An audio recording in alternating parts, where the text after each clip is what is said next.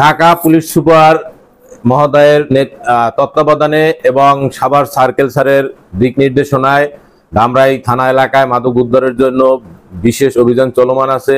এই বিশেষ অভিযানের একটি অংশ বিশেষ এসআই কাউসার আহমেদ গতকালকের 25 তারিখ সন্ধ্যা অনুমান 9 ঘটিকার সময় কালামপুর বাস স্ট্যান্ড থেকে 30 কেজি গাঁজা, 2 জন আসামি ও একটি গাড়ি জব্দ করেন। আসামিরা অত্র এলাকায় আওলাদ নামে এক লোকের নিকট বিক্রয়ের জন্য নিয়ে এসেছিল। তাকে ডেলিভারি দেওয়ার সময় আমরা হাতে নাতে ধৃত করি। উক্ত গাঁজার মূল্য প্রায় 9 লক্ষ টাকা। আসামিদের বিরুদ্ধে গত রাত্রি এখানে মামলা করা হয়েছে। আসামিদেরকে আজকের কোর্টে প্রেরণ করা হবে। তাদের জিজ্ঞাসাবাদের জন্য 7 দিনের রিমান্ড চাওয়া হয়েছে।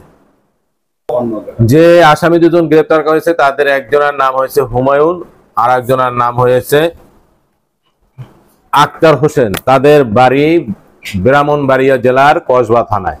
তারা উক্ত মাল ইন্ডিয়া থেকে নিয়ে এসে অত্র এলাকায় আওলাদের নিকট বিক্রয়ের জন্য নিয়ে এসেছিল। আওলাদও ঘটনাস্থলে ছিল। পুলিশের টের পেয়ে সে পালাই যায়।